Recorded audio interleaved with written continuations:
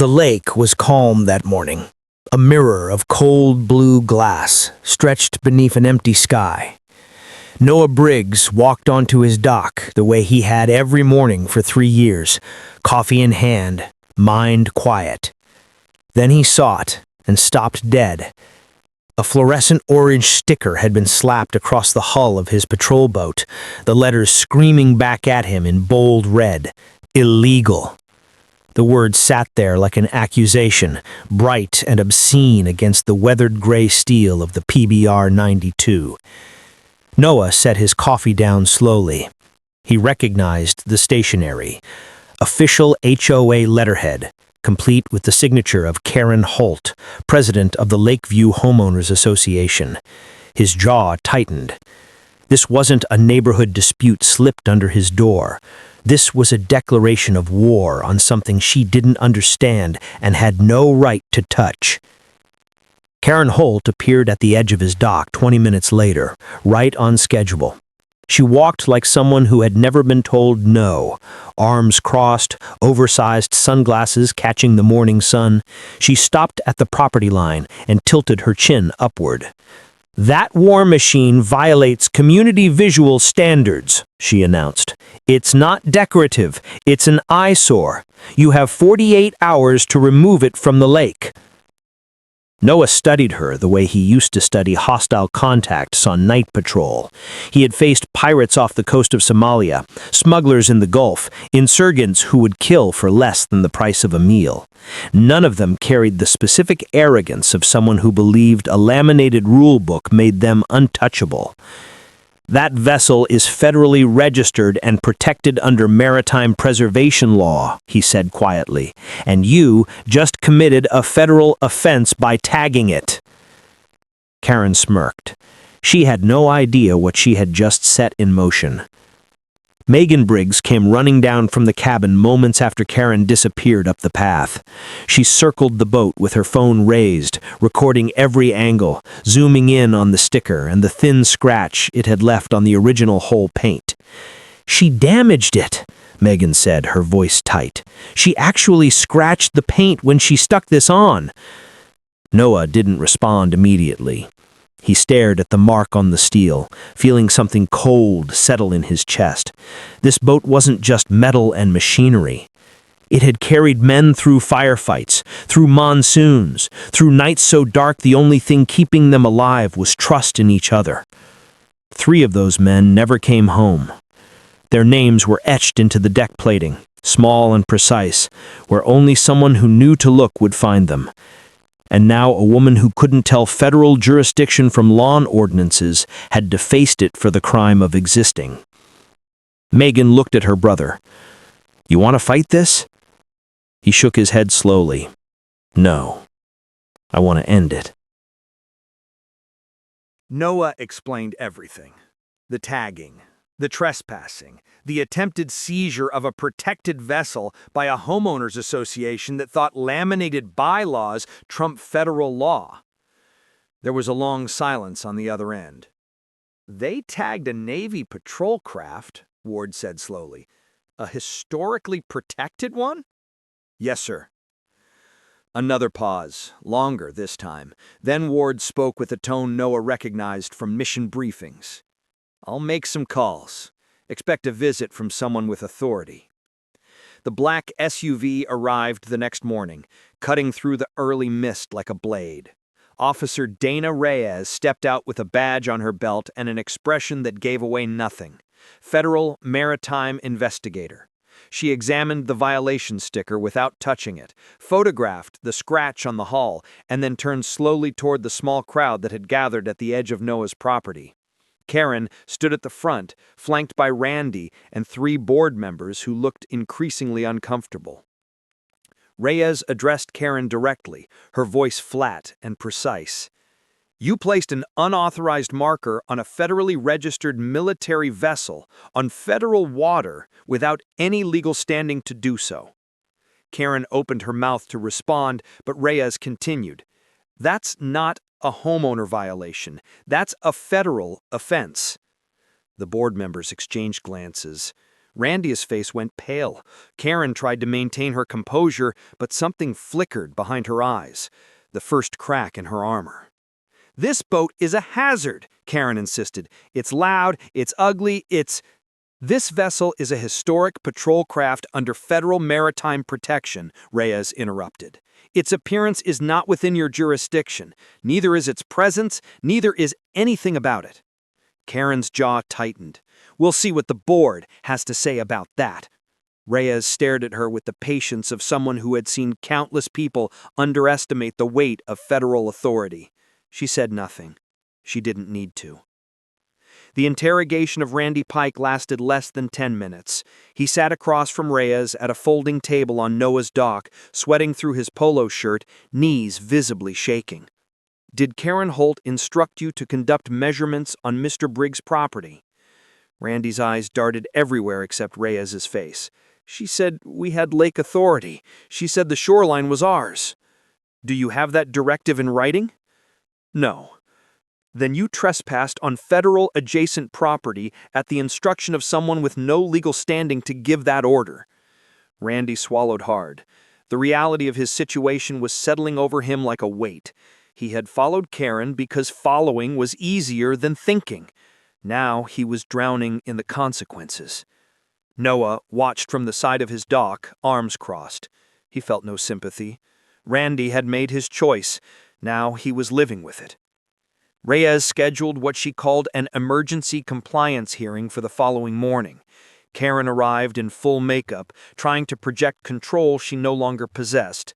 The 5 board members trailed behind her, clutching their clipboards like shields against the inevitable.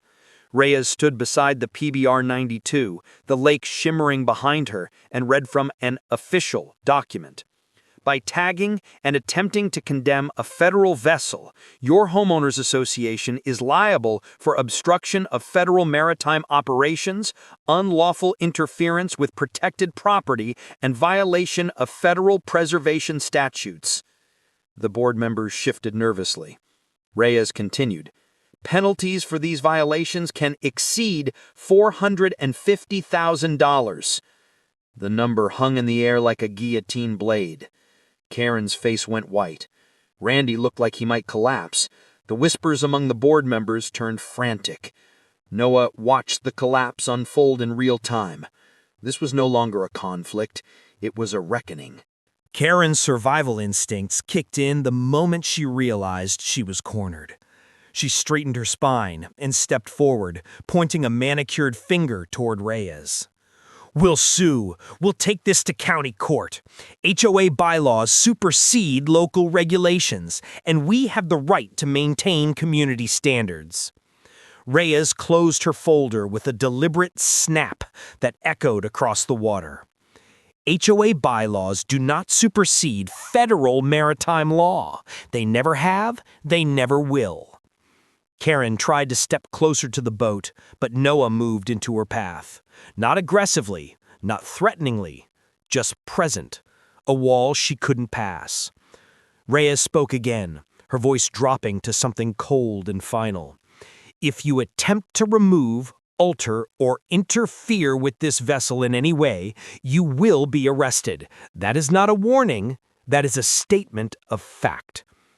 Karen froze mid-step. Behind her, the board members began to distance themselves physically, stepping back as if proximity to her might be contagious. Randy was already retreating toward the parking lot, his loyalty evaporating in the face of real consequences. Even he understood what was happening.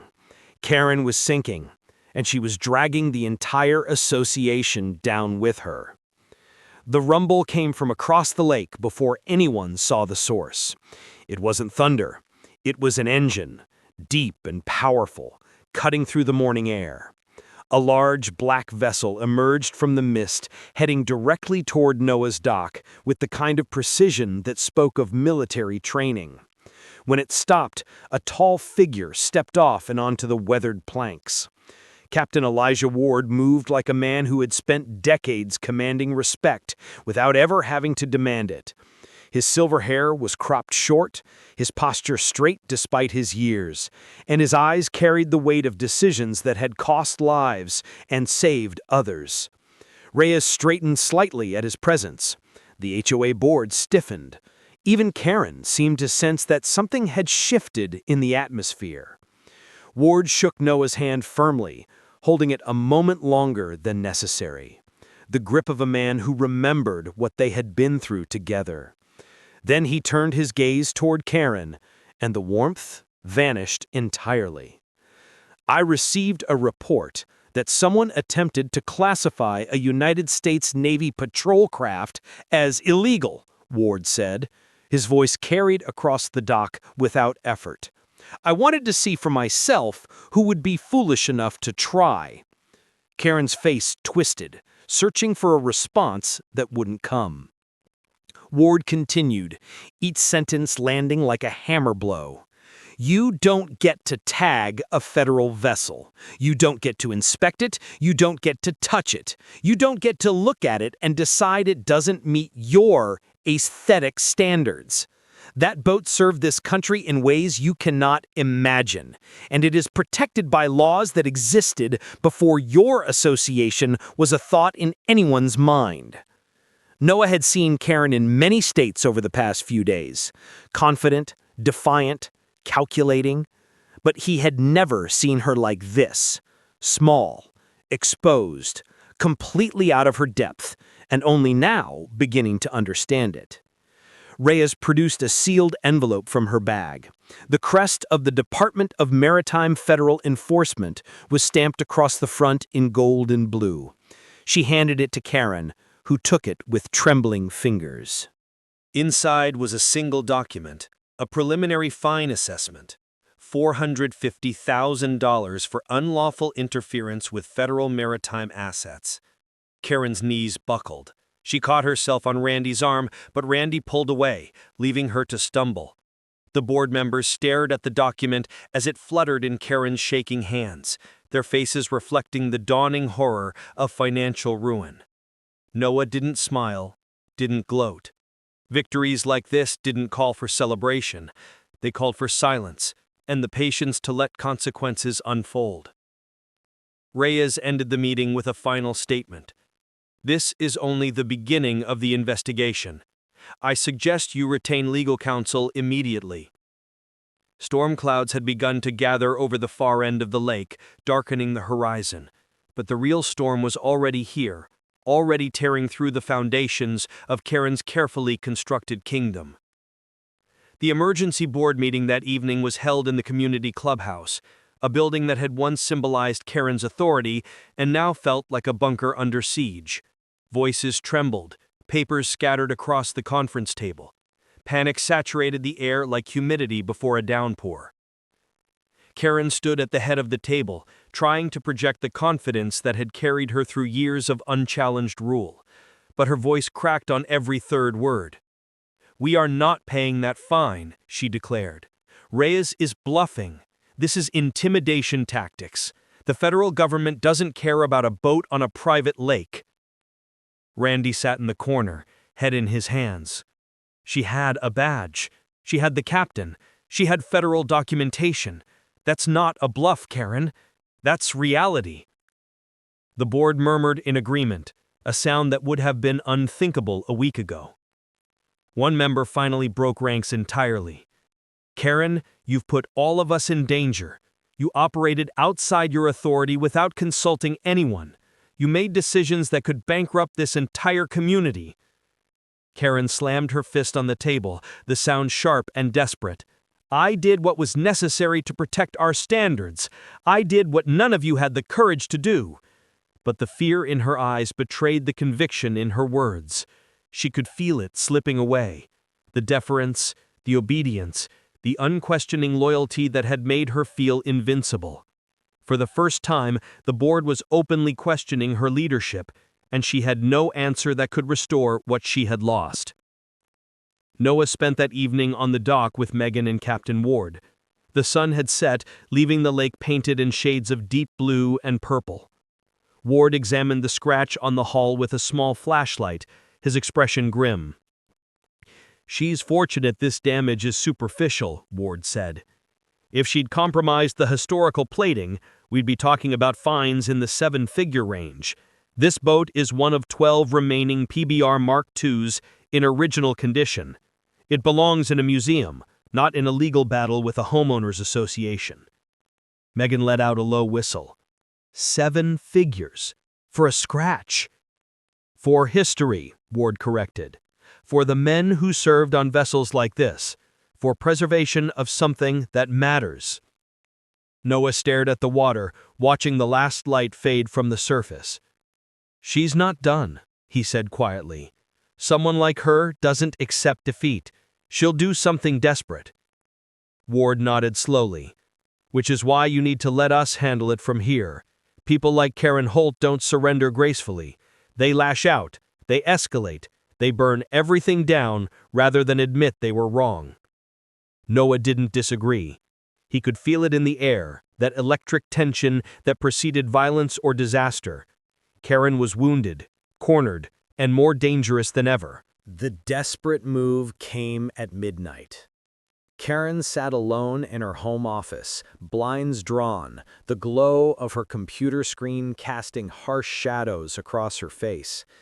She had spent hours searching for leverage, for loopholes, for anything that might shift the balance back in her favor.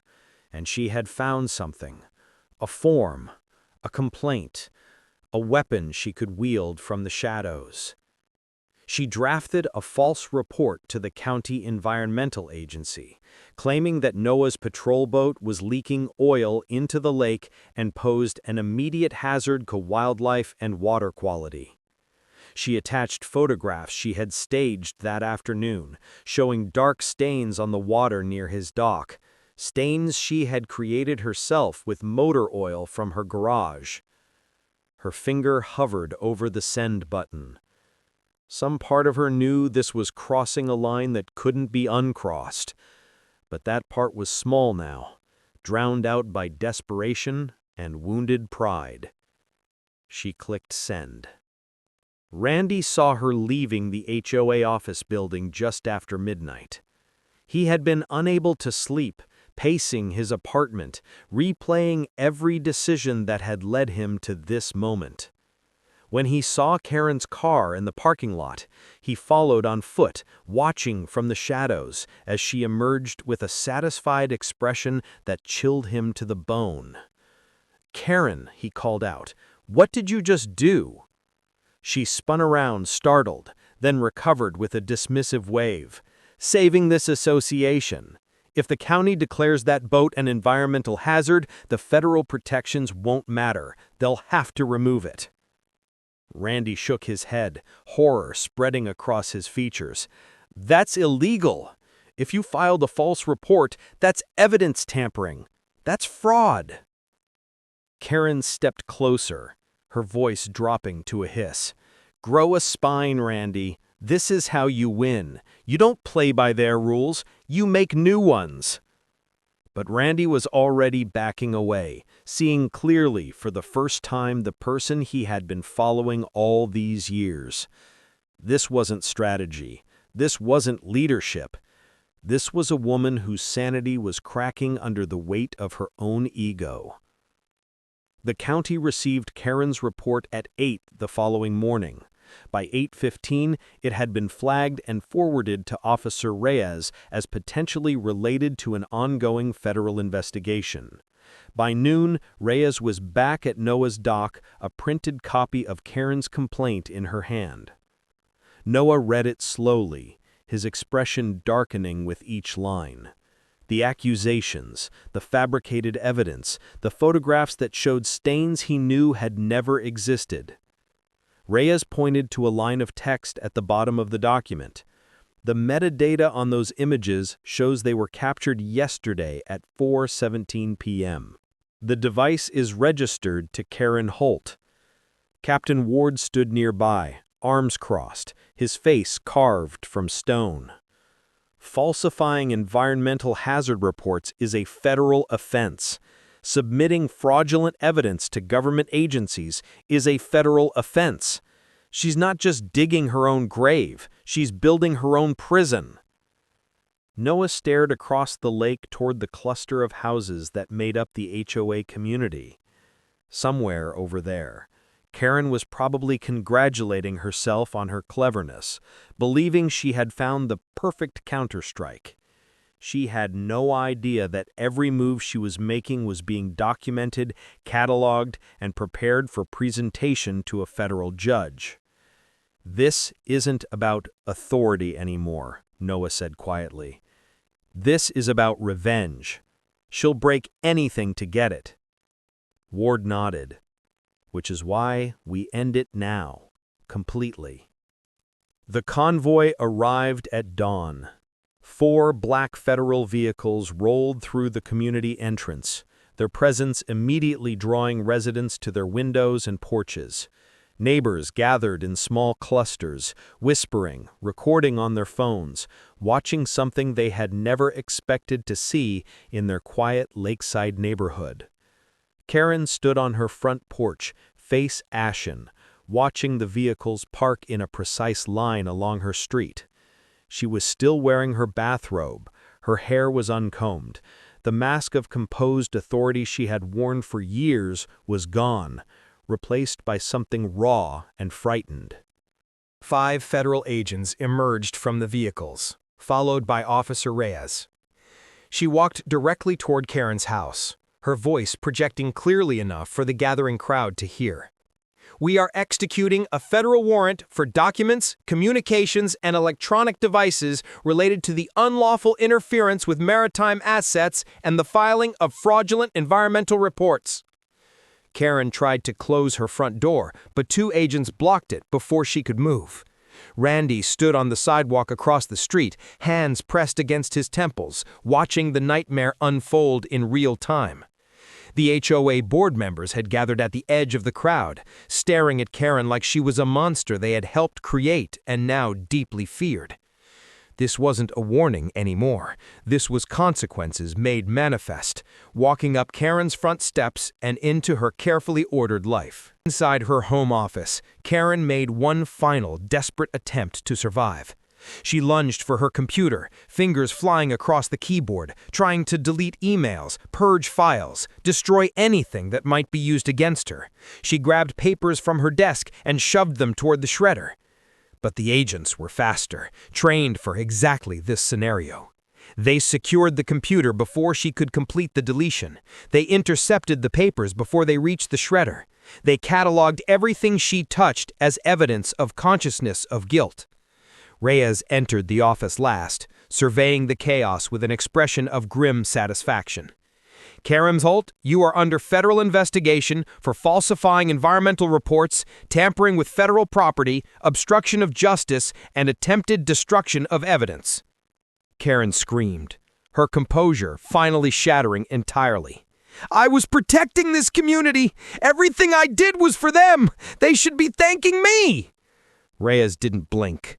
"This community needs protection from you."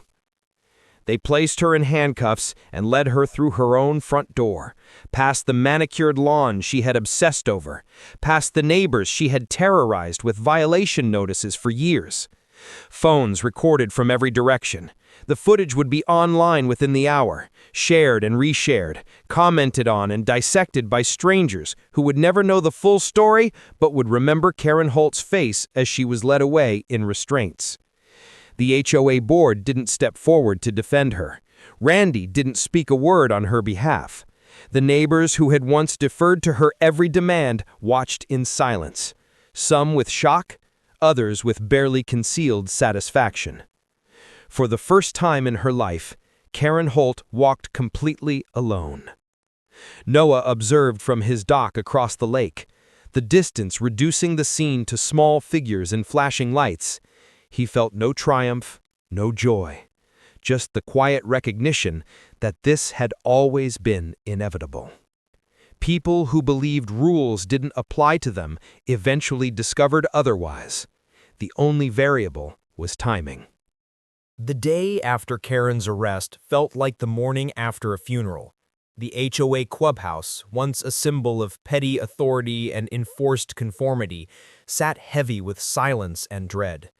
The board members gathered around the conference table, but no one sat in Karen's chair.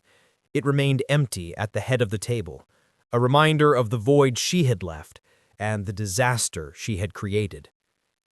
A stack of federal subpoenas sat in the center of the table. Bank records, email archives, phone logs, text messages. Every communication the board had exchanged over the past 2 years was now subject to federal review. Every decision they had rubber-stamped without question. Every violation they had ignored because Karen assured them it was fine. Randy sat in the corner, separated from the others, his head buried in his hands. "She told us she had lake authority," he whispered to no one in particular. "She said everything was legal. She said the boat was a clear violation and we had every right to act." But no one was listening to Randy anymore. His complicity had been too complete, his deference too absolute. He had followed Karen into the fire, and now he would burn alongside her. The board members were staring at a document that had arrived that morning by certified courier, a federal order freezing the HOA's operating accounts pending the completion of the investigation. Every dollar the association had collected in dues, every fund allocated for maintenance and improvements, every reserve set aside for emergencies, frozen, inaccessible, gone. For the first time in their comfortable suburban lives, the board members understood the truth they had been avoiding. Their homeowners association wasn't powerful. It had never been powerful.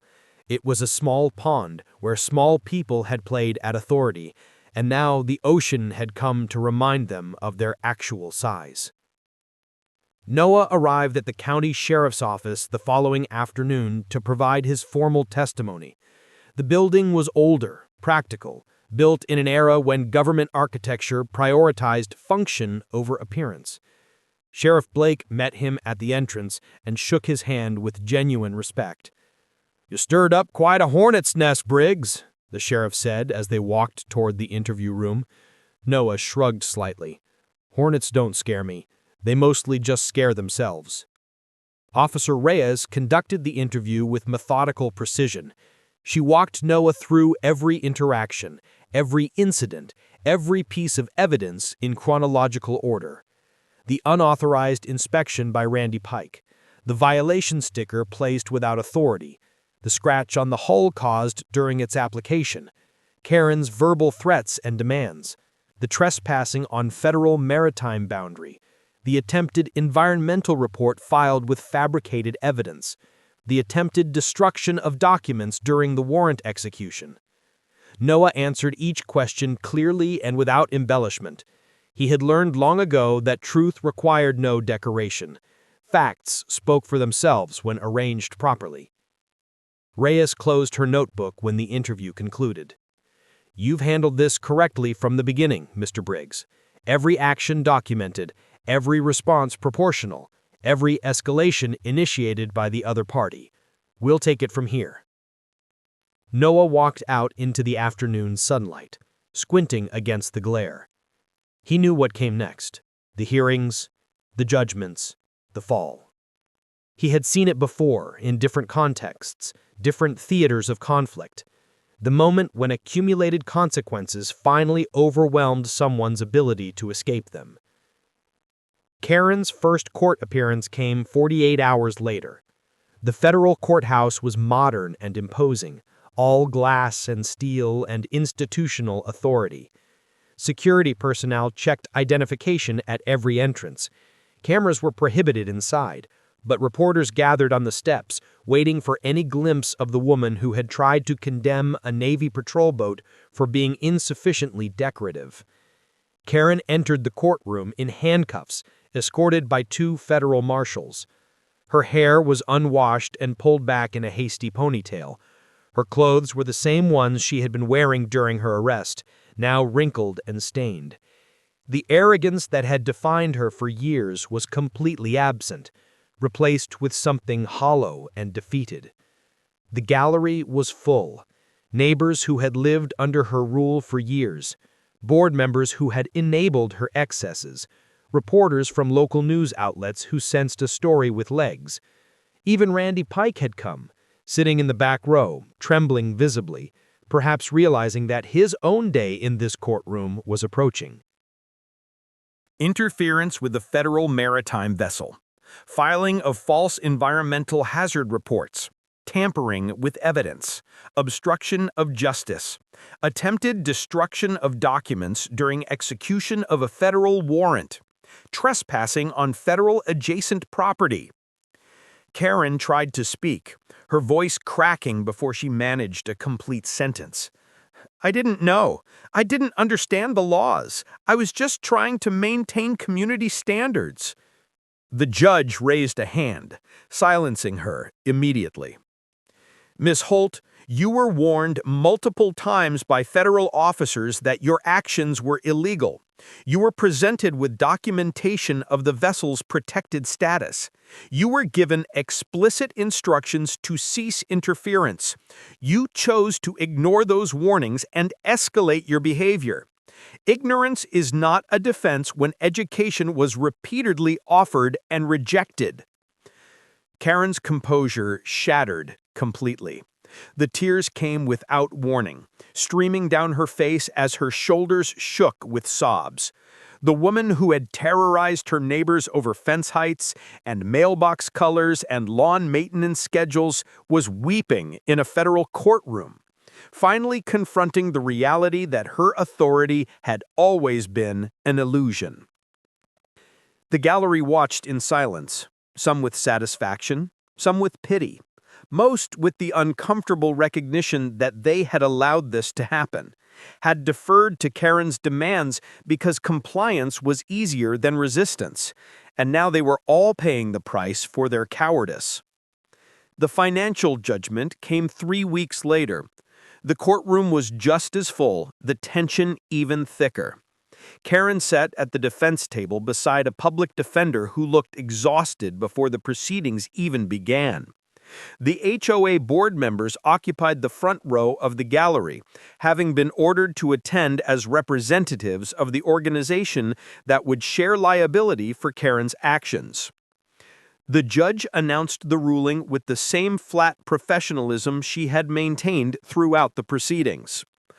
The defendant, Karen Holt, and the Lakeview Homeowners Association are jointly and severally liable for violations of federal maritime protection statutes. The court hereby imposes a fine of $450,000 to be paid within 90 days. Gasps rippled through the gallery. Karen collapsed forward, her forehead striking the defense table. The board members exchanged looks of pure horror, each of them calculating their personal exposure to this catastrophic judgment. The judge continued without pause. Additionally, the Lakeview Homeowners Association is ordered to undergo a complete federal audit of its financial records, governance procedures, and enforcement activities. The association shall provide full restitution for any damages to the vessel in question, such restitution to be determined by independent maritime assessment. The public defender tried to request a payment plan, an extension, anything that might soften the blow. The judge denied each request with a single shake of her head. The board members filed out of the courtroom in stunned silence. Their reign of petty power was over, completely and irrevocably over. The organization they had used to control their neighbors, to enforce arbitrary standards, to feel important in their small corner of the world, was now a liability that would haunt them for years. The final dissolution came 6 weeks after the judgment. The HOA's accounts had been drained by legal fees before the fine was even due. The operating reserve was gone. The maintenance fund was gone. The emergency fund that had never been used for actual emergencies was gone. There was nothing left to pay the $450,000, and the board members faced the prospect of personal liability if the association couldn't satisfy the judgment. Residents who had endured years of Karen's tyranny finally found their voices. Petitions circulated demanding dissolution. Letters arrived at board members' homes accusing them of complicity and negligence. The community that had once submitted to HOA authority was now in open revolt against it. A final vote was held in the clubhouse on a Tuesday evening. The room was standing room only, filled with residents who had never attended a meeting before because they had assumed resistance was futile. Now they understood that resistance had always been possible. They had simply lacked the courage to attempt it. The vote was unanimous. The Lakeview Homeowners Association was dissolved permanently, effective immediately. Signs were torn down that night. The wooden placards announcing community rules and standards were ripped from their posts and thrown into dumpsters. The thick binder of bylaws that Karen had wielded like a weapon was ceremonially shredded by a group of residents who had received her violation notices for years. The clubhouse itself was listed for sale within the week, its proceeds earmarked for partial satisfaction of the federal judgment. Neighbors walked past Noah's property in the days that followed, many of them stopping to offer quiet thanks. Not loud gratitude, not effusive praise, just brief acknowledgments from people who understood that he had done what they should have done years ago. He had refused to submit. He had stood his ground, and in doing so, he had freed all of them from a tyranny they had been too timid to challenge themselves. The lake returned to peace slowly, the way a body of water settles after a storm. The ripples faded, the turbulence calmed. The surface became smooth again. The morning of the final scene arrived with perfect weather, as if the universe itself was acknowledging that the conflict was over. The sky was cloudless, a deep and endless blue that stretched from horizon to horizon. The lake was still, reflecting the trees along its shore with mirror precision. Birds called from the branches, their songs undisturbed by the memory of federal vehicles and handcuffs and courtroom judgments. Noah walked onto his dock carrying a bottle of solvent and a soft cloth. The last remnant of Karen's violation sticker still clung to the hull of the PBR 92, a small patch of adhesive residue that he had left in place until he was certain the battle was truly over. Now it was time. He worked carefully, applying the solvent, waiting for it to penetrate, then wiping away the residue with slow, circular motions. The steel beneath was unchanged, unmarked, as strong and defiant as it had been during its years of active service. This boat had survived things far worse than a suburban tyrant with an inflated sense of authority. It would survive long after Karen Holt was forgotten. When the last trace of adhesive was gone, Noah ran his hand across the restored surface. He could feel the history beneath his palm, the vibrations of engines pushing through hostile waters, the impact of weapons fired in defense of men who trusted this vessel with their lives. The names etched into the deck plating, small memorials to friends who never came home. Megan called from the shore. "Going for a ride?" Noah turned and smiled. "Yeah. Time to stretch the old girl's legs." He untied the mooring lines with practiced efficiency, movements ingrained through thousands of repetitions. The ropes fell away, cleanly. The boat drifted slightly, free from its constraints. Noah stepped aboard and moved to the helm, his hands finding their natural positions on the wheel and throttle. The engine roared to life with a sound that was pure freedom, pure history, pure defiance. It echoed across the lake, reaching the far shore, carrying a message to anyone who might be listening. This vessel was still here, still operational, still protected by laws and men who understood its value. Noah guided the PBR 92 away from the dock, feeling the familiar response of the hull cutting through water. The wake spread behind him, shimmering in the morning sunlight, a trail of disruption that would settle back to smoothness within minutes. He opened the throttle gradually, letting the engine find its rhythm, letting the boat accelerate to cruising speed. The shore fell away. The houses of the community became small and distant, their HOA signs gone, their arbitrary rules dissolved, their petty tyranny ended. The lake stretched before him, open and welcoming and free. No homeowners association watching his every move, no violation notices threatening his property, no committees debating whether his boat met their aesthetic standards, no Karen Holt standing on his dock demanding compliance with rules she had no authority to enforce. Just peace, earned the hard way. Preserved through patience and principle and the refusal to surrender what mattered. The patrol boat cut across the water, its weight catching the sunlight and scattering it into 1,000 points of brilliance. Noah breathed deeply, filling his lungs with clean air, feeling the tension of the past months finally release from his shoulders. The lake belonged to no one, and everyone.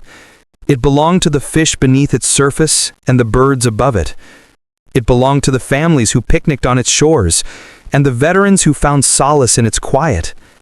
It belonged to history and memory, and the enduring human need for places that remained untouched by petty authority. And today, in this moment, it belonged to a man and his boat, moving together through water that sparkled with the promise of countless peaceful mornings to come. The engine hummed its steady song, the hull sliced through gentle waves, the horizon stretched endlessly ahead, full of possibility, free of conflict. Noah Briggs had won. Not through aggression, not through escalation, but through the simple, stubborn refusal to let anyone take what was rightfully his. The lake was quiet again, and that quiet had been earned.